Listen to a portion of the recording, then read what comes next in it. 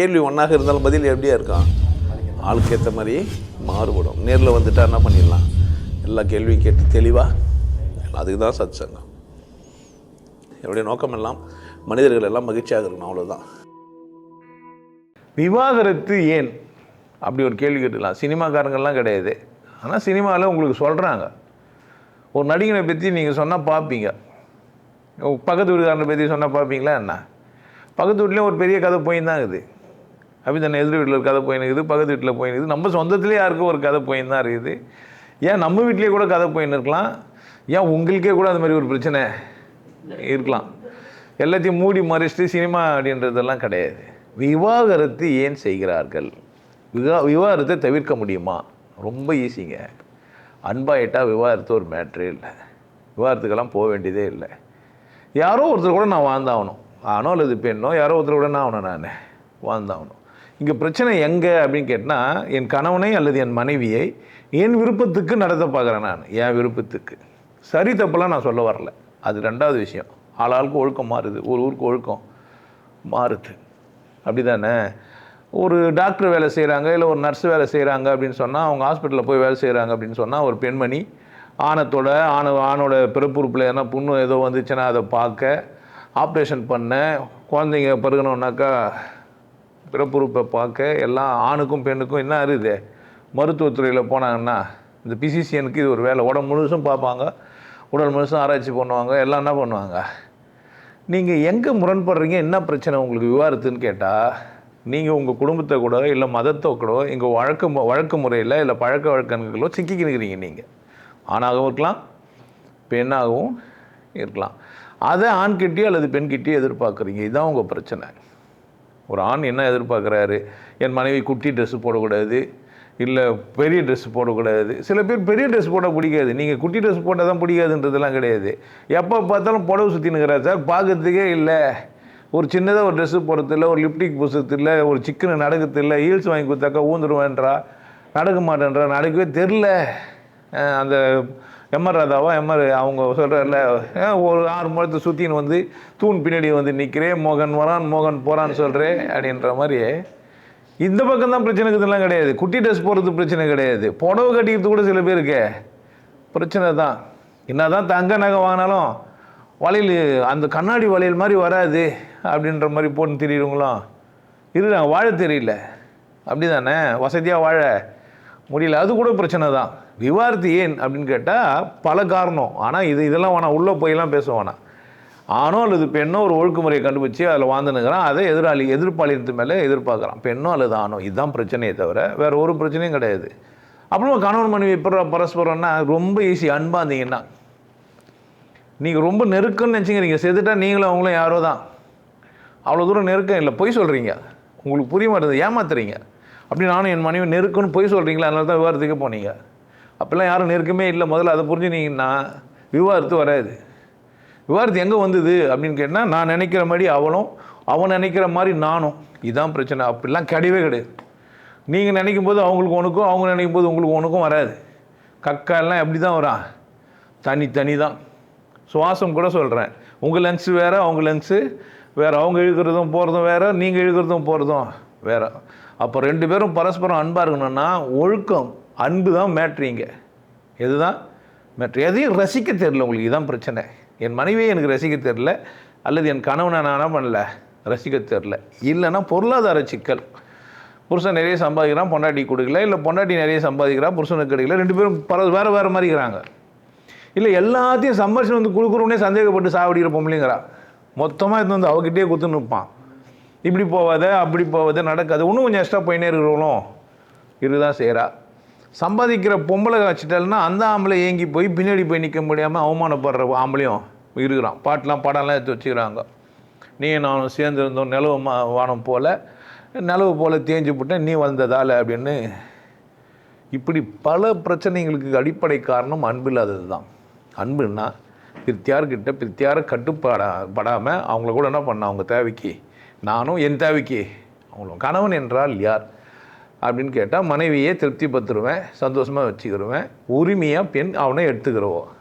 மனைவி என்றால் யார் அப்படின்னா, மனைவின்னா திருப்திப்படுத்துருவோ, தேவையும் போது கணவனுக்கு ஈடு கொடுக்குறவோ, ஒத்து போகிறவோ, அவ்வளோதானே தவிர எப்போதும் மனைவியாக எப்போதும் கணவனாக இருக்கவே முடியாது. இது புரிஞ்சிச்சேன்னா யாரை கூட வரலாம். இப்போ என்ன செய்கிறான் ஒவ்வொரு கணவனும்னா பெண்கிட்ட அவளை அடிமைப்படுத்துறதுக்கு அவன் மட்டும் பண்ணுறது இல்லை, அவங்க அம்மா, அவங்க சமூகம், அவங்க கூட்டத்தையே வச்சுக்கிறான். இப்போ கூட 22 பேர் வந்தானுங்க. மனைவி நேசிக்கிற ஒரு மனுஷன் நேராக மனைவி கிட்டே பேசி வரலாம். இப்போ மனைவியை நேசிக்கிறேன்னு சொல்கிறது எதுக்காகன்னா பணத்துக்காக இருக்கும். பெரும்பகுதி ஆணும் பெண்ணும் இப்போ எப்படி ஆகிட்டாங்கன்னா பணத்துக்காக உறவாடினுக்கிறாங்க. அதில் சினிமா நடிகர் விதிவிலக்கு இல்லை. அவங்க பணம் நிறைய வச்சு நிற்பாங்க, இவங்களுக்கு கொடுக்க மாட்டாங்க, இவர் அதனால் மிரட்டுவார், தரலன்னு சொன்னால் விவாதத்துக்கு போவேன்னுவார். அது ஒரு டூலாக எடுத்து வச்சு நிற்பாங்க, கருவியாக. இல்லை விவாதத்துக்கு பண்ணிக்கலாம், எனக்கு பணம் கொடுக்கலன்னா நீ எதுக்கு எனக்கு மனைவியாக இருக்கணும், இல்லை நீ எனக்கு கணவனாக ஏன் இருக்கணும் அப்படின்ற மாதிரி பொருளாதார பிரச்சனையும் கூட என்ன பண்ணலாம். வெளியே நீங்கள் பார்க்குற ஆளுக்கு உங்களுக்கு என்ன தெரியாது, அப்படிலாம் தெரியாது. எதனா ஒரு காரணம் காமிச்சு வச்சுக்கிறான். ஸோ நண்பர்கள் மாதிரி இல்லை எதிர் வீட்டுக்காரங்க மாதிரி யாரோ ஒருத்தர் மாதிரி கணவன் மனைவியும் நல்லா இருக்கலாம். கணவனுக்கு தேவையானதை கொடுக்கலாம். கணவனோ அல்லது மனைவியோ மனைவியால் கொடுக்க முடியாத ஒரு விஷயத்தை வெளியே போய் வாங்கிக்கலாம். கணவனும் அப்படி தான் எல்லாருமே. நாமளாக கம்பல் செஞ்சு கொடுக்குறோம் பொண்டாட்டிக்கே கிடையாது. யாரோ ஒருத்தர் செய்கிறாரு, நம்ம வாங்கி கொடுக்குறோம். வளையல் நம்மளா கையை பிடிச்சான் வளையல் போட, நெஞ்சை தொட்டான் பல்ஸை பார்க்கன்ற மாதிரி தொடுவாங்க தானே. டாக்டர் பொண்டாட்டி யாருன்னா தொடாமல் இருப்பாங்களா? நான் இருக்கிறேன் ஒரு மோசக்கார பாவி, எந்த பொம்பளையும் பார்க்க மாட்டேன் நான். அப்படி தானே போனால் பின்னாடி தெரியுது, முன்னாடி தெரியுது, அப்படி கண்ணுகள்லாம் மலர்லாம் விரிஞ்சிட்டு எல்லா பொம்பளையும் பார்த்துக்கிறேன் நான். உங்களில் எவருமே பத்தினியாக இருக்க முடியாது, நான் கற்பழிச்சிட்டேன் கண்ணிலேயே. ஆமாம், யாருன்னா சீட்டை வந்தால் மட்டும் விட்டு வச்சிருவேன்னு நினைக்கிறீங்க? கிடையவே கிடையாது. இது பகிரங்கமாகவே சொல்கிறேன் நான். நீங்கள்லாம் நல்லா ஆம்பளைங்க, யாரையும் பார்க்க மாட்டீங்கன்னா அது யார் பிரச்சனை? ஆமாம், தூய ஆத்மாங்களா நீங்கள் இருக்கலாம். நீங்கள் யாரும் என்ன பண்ண மாட்டீங்க, பார்க்க மாட்டீங்க. பாட்டெலாம் கேட்டுக்கிறீங்க, பார்த்துக்கிறீங்க, யாரையும் விட்டு வைக்கிறதில்ல நான். இந்த மாதிரி எவ்வளோ ஆம்பளைங்க இருப்பானுங்க ரோட்டில் போகும்போதே.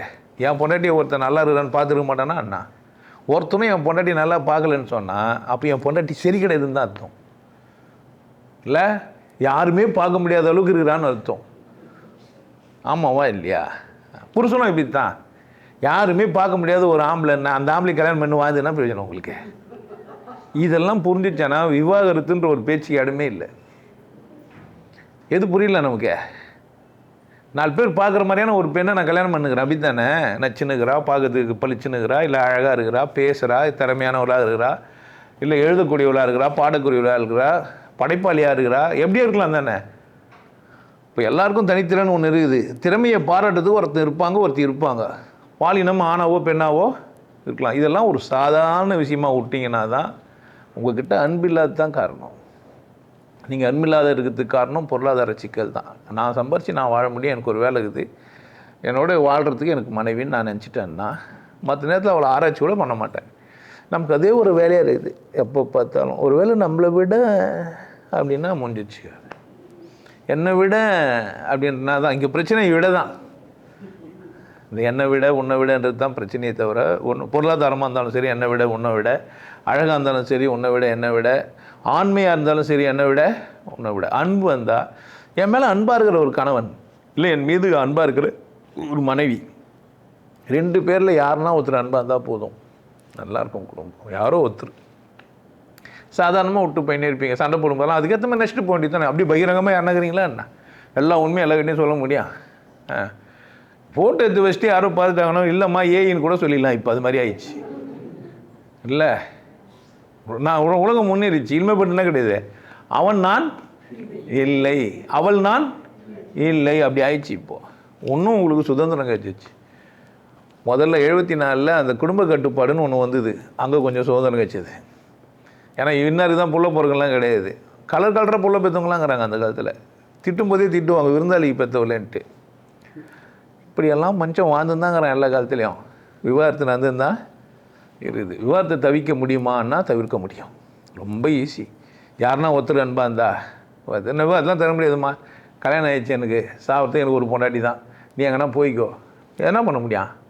கோர்ட்டில் வந்து கூப்பிட்ட சாமி எனக்கு விவாதத்துலாம் வேணாம், அவள் எப்படின்னா வந்துன்னு போட்டோம், நான் இல்லை விவாதத்து வாங்கினா தான் இன்னொரு கல்யாணம் பண்ணுவாங்க அப்படின்னா சரிங்க சாமின்றா பண்ணலாம். அவ்வளோ தூரம் கெஞ்சி கேட்குற வேண்டியது இல்லை, சும்மா சொன்னாவே அமுச்சு விட்டுடலாம்.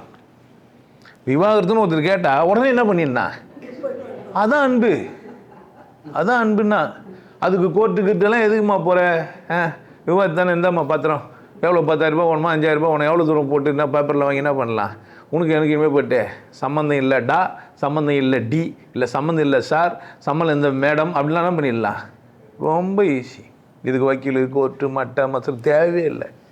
ஒரு பெரிய சமூக கட்டமைப்பில் இதெல்லாம் இருக்குது.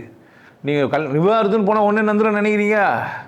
ஐயோ கவுன்சிலிங் என்னவாங்க, கோர்ட்டு போடுவாங்க, ஒரு வருஷம் பிரிஞ்சிடணுன்னுவாங்க, அதுக்கெல்லாம் முடிவு வரணுன்னு ரொம்ப பிரச்சனை. மியூச்சுவலாக போயிட்டால் பிரச்சனை, கோர்ட்டுக்கே போகாமல் என்ன பண்ணிட்டு போயிடலாம். ஆமாம், குறிஞ்சி மலர் படத்தை எடுத்து தாலி எடுத்து அங்கே வச்சுங்க, போயிட்டு வரேன் பாய், வேலை முடிஞ்சிச்சு. உண்மையிலேயே செத்துட்டா என்ன பண்ணுறீங்க நீங்கள்? ஒருத்தர் செத்துட்டாங்க, யாரும் ஆணோ அல்லது பெண்ணோ செத்து தானே போகிறாங்க. அப்போ இங்கே பிரச்சனை எங்கன்னாக்கா, எனக்கு ஏற்ற மாதிரி அவளோ அல்லது அவனோ இல்லை, இதான் உங்கள் பிரச்சனை. இல்லைன்னா விட்டு போங்களேன், வாழ்த்தேரில் உங்களுக்கு அன்பு இது ஒரு பிரச்சனையாக்கி அது ஒரு மண்டை கடைசாயம் எப்போ பார்த்தாலும் அதே தூக்கி உங்களுக்கு கடவுள் மேலேயோ தியானத்து மேலேயோ அன்பின் மேலேயோ வாழ்க்கை மேலேயோ ருசியே இல்லை. உங்களுக்கு வாழ்க்கையின் ருசியெல்லாம் மறந்துட்டீங்க. எப்போ பாரு பொண்டாட்டியை கவனிக்கிறது ஒரு வேலை, புருஷனை கவனிக்கிறது ஒரு வேலை, நிம்மதி எழுந்து சாவுறீங்க இல்லை. அது ஒரு வேலையை பாருங்கள், உங்களுக்கு எவ்வளோ சந்தோஷம் இருக்குது இந்த உலகத்தில், எத்தனை சந்தோஷம். எல்லாத்தையும் எழுந்து புருஷனையே பார்த்துக்கிறீங்க, அது ஒரு பிரச்சனை. இல்லை அவன் பொண்டாட்டி என்ன பண்ணுகிறா, உன்னையே பார்த்துக்கிறா. அவங்கவுங்க வேலையை அவங்கவுங்க செஞ்சால் எவ்வளோ நல்லா இருக்கலாம் தெரியுமா? காலைல நம்ம எழுந்தோமா, குளித்தோமா, பல்லு வளர்க்கணுமா, சாப்பிட்டோமா, தூங்கணுமா, நமக்காக நம்மளே எதனா செஞ்சோமா, நம்ம நல்லா உடுத்திக்கணுமா, ஆனாலும் அது பெண்ணும் நல்லா வாழ்கிறோமா, உலகத்தில் உண்மையிலேயே இந்த உலகத்தில் இருக்கிற இன்பத்தெல்லாம் சந்தோஷமாக வச்சுக்கிறோமான்னு பார்க்குறோமா பாரு. இல்லையே, நிறைய பேர் அப்படி இல்லை. வீட்லேயே உட்காந்துன்னு பெருசாக குண்டு ஆகிட்டு, இல்லை பெப்சி, கோக்கு, பிஸ்கெட்டு எல்லாம் வாங்கி வச்சுன்னு கம்ப்யூட்டர் வேலை செய்யணும்னு சொல்லி வயிறு மட்டும் இவ்வளோ பெருசு முன்னாடி தள்ளி வச்சுட்டு அப்படி ஒரு மனுஷன் இருக்கிறான் தானே, பார்க்குறோம் தானே. சோறே தண்ணியே எதுவுமே கிடைக்காம வடவடன்னு ஆகிட்டு கூணை முடிஞ்சுன்னு வயிறு ஒட்டி போன ஒரு மனுஷன் 2 பேரும் பார்க்குறோம். நம்ம ஒருத்தன் அவ்வளோ பெருசாக ஆகிட்டுக்கிறான், இன்னொருத்தர் எப்படி ஆகிட்டுக்கிறாங்க, உள்ளே ஆகிட்டுக்கிறான். ஏன் இதெல்லாம் சமூகத்தில் இது ஏன் பிரச்சனை? வாழ தெரியல, வாழ கத்தரில், யாரும் உங்களுக்கு புக்கில் பாடத்துலேயோ அதெல்லாம் இல்லை. ஒரு 10வது பட்சம் நல்லா வாழ்வான்னு சொல்ல முடியுமா? இல்லை 12வது பட்சம் நல்லா வாழ்வான்னு சொல்ல முடியுமா? இல்லை ஒரு 15வது பட்சம் நல்லாவது வாழ்வான்னு சொல்ல முடியுமா? அட்லீஸ்ட் ஒரு 20வது பட்சம் நல்லா வாழ்வான்னு சொல்ல முடியுமா? என்னடா உங்கள் படிப்பு நல்லா வாழ வைக்காத ஒரு படிப்பு, என்ன படிப்பு? ஒருத்தர் 10வது படித்தார்னா அவர் இவ்வளோ தெளிவாக இருப்பார்னு சொல்ல முடியவே முடியாது. அப்படி ஒரு பாடத்திட்டத்தை கண்டுபிடிக்கவே இல்லை இன்னும் கூட. ஒருத்தர் 5வது படித்தான்னா அவனுக்கு டிராஃபிக் ரூல்ஸ் தெரியும், 10வது படித்தானா வாழ தெரியும், ஒரு 12வது படித்தானா குடும்பத்தை அவனே மெயின்டைன் பண்ணுவான்னு சொல்லி கொடுத்தானுங்க? இல்லவே இல்லை. அந்த மாதிரி இப்போ சிந்திச்சு பாடம் வச்சுக்கிறானுங்க? இல்லவே இல்லை. எவனோ வந்தான், அச்சு செஞ்சான், இவன் வந்தான், அவன் போனான், இவனை அடித்தான், இவனை போனான், அவர் நல்ல ஒரு பேனாவை தூக்கி நடுவில் வைங்க, திருவள்ளுவர் ஒரு பின்னாடி உட்கார வச்சு முன்னாடி நிற்க வைங்க, அவரே படம் பொம்மையோ படமோ கொடுக்காம போய்கிறாரு. அப்போ உங்கள் விவாத மனநிலை காரணம் என்ன? வாழ்க்கைன்னா என்னன்னே புரியவே இல்லை. அப்படியெல்லாம் புருஷன் பண்ணிட்டுலாம் ஒன்றாலாம் யாரும் இல்லை. அப்படியே அப்படி இருந்தாலும் கண்டுக்க மாட்டாங்க. உண்மையிலே 2 பேரும் உண்மையாக ஒற்றுமையாக இருந்தாங்கன்னா அவள் தேவை அப்படி இருக்குது, போய் விட்டுன்னு சந்தோஷமாக இருப்பான்.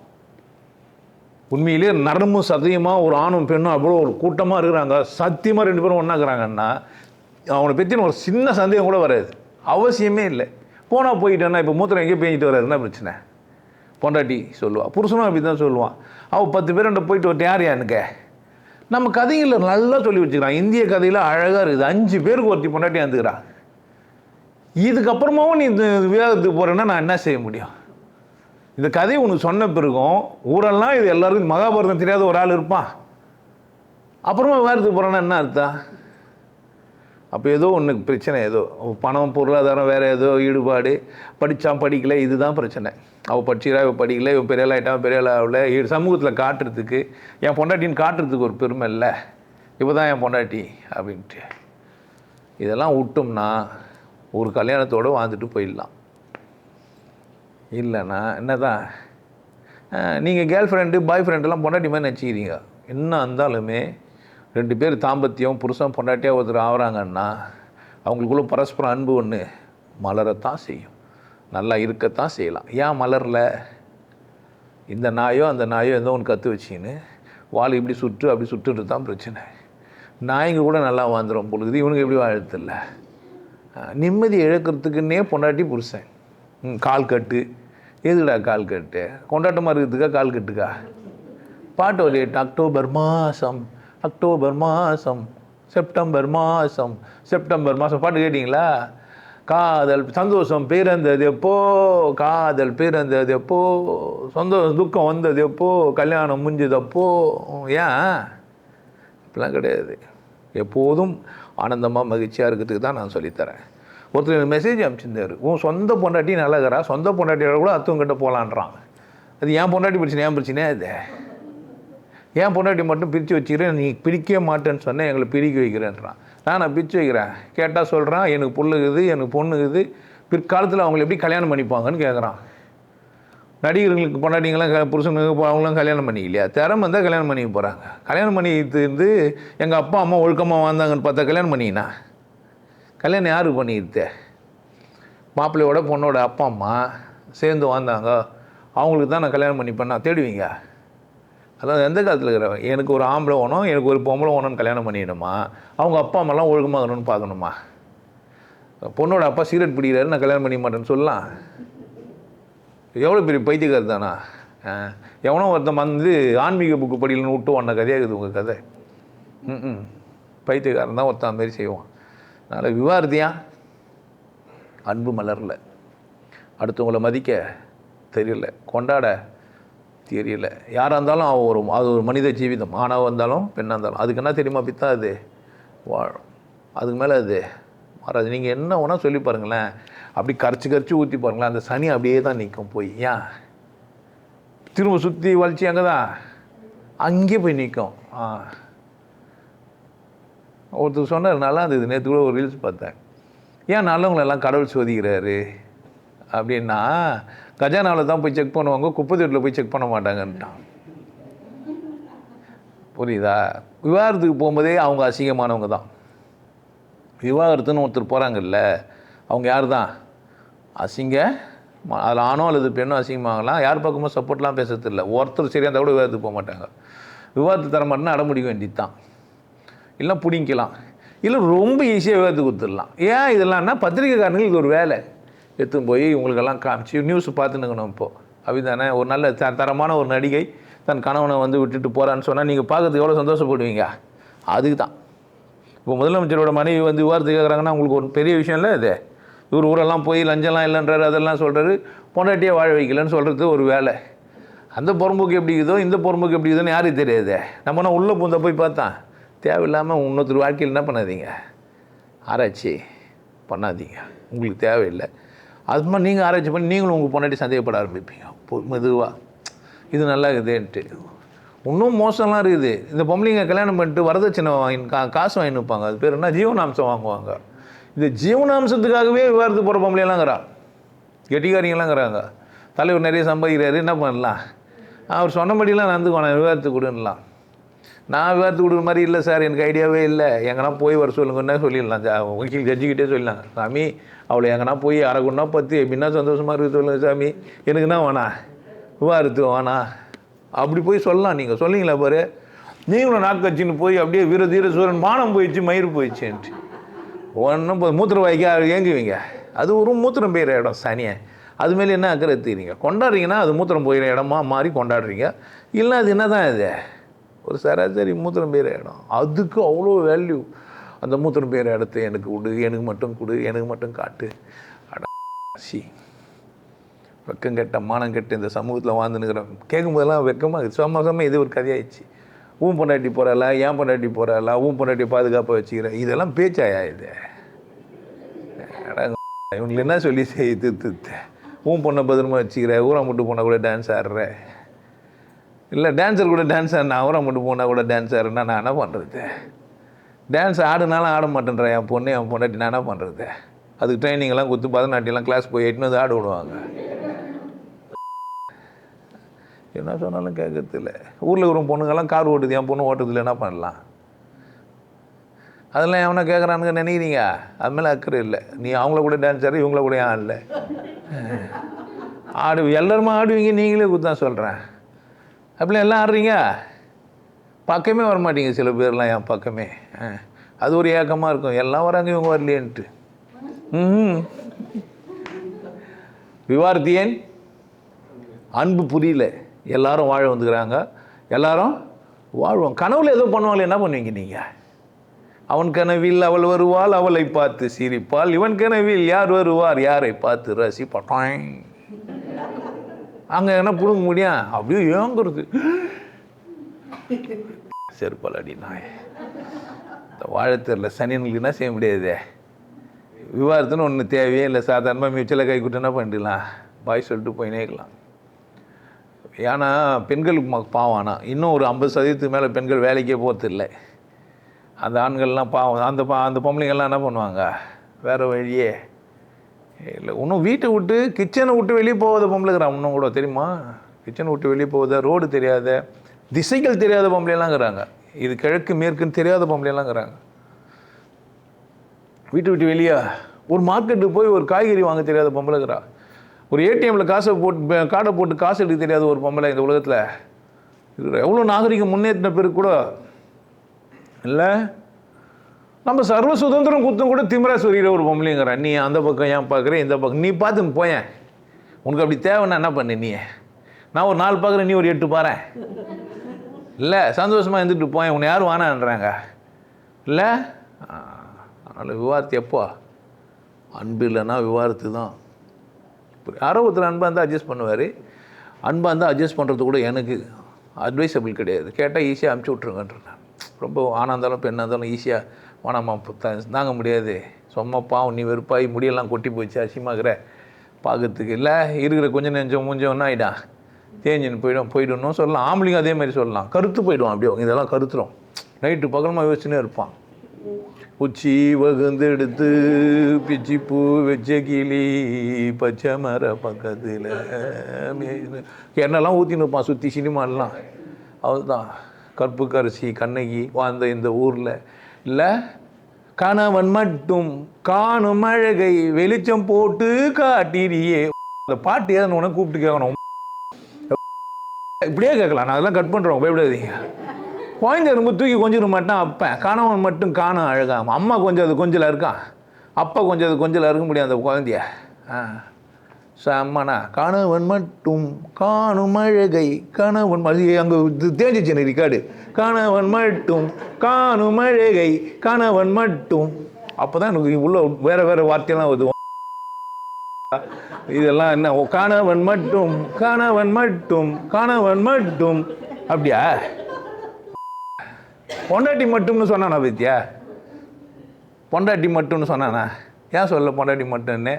அம்மா தூக்காமல் கொஞ்சாமல் அம்மா உள்ளேருந்து உரிச்சி எடுத்தா என்ன வெளியே ட்ரெஸ் போட்டு நான் வந்தேன் வெளியே. அந்த அம்மா வந்து வெளியே வரும்போது எங்கள் அம்மா பாத்திரத்தில் போகிறாங்கட்டு கையெல்லாம் மூடி நான் வெளியே வந்தேன்.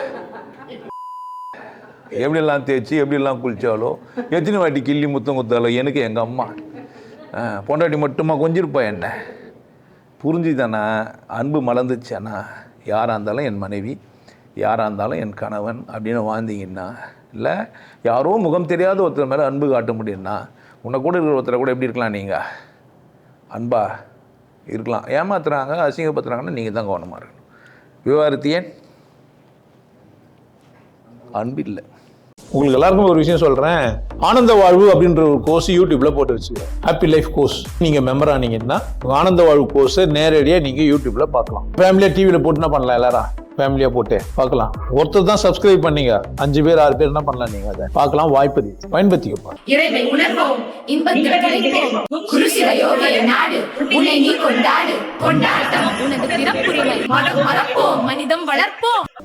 நல்லா இருங்க, சிறப்பாக இருங்க, கொண்டாட்டமாக இருங்க.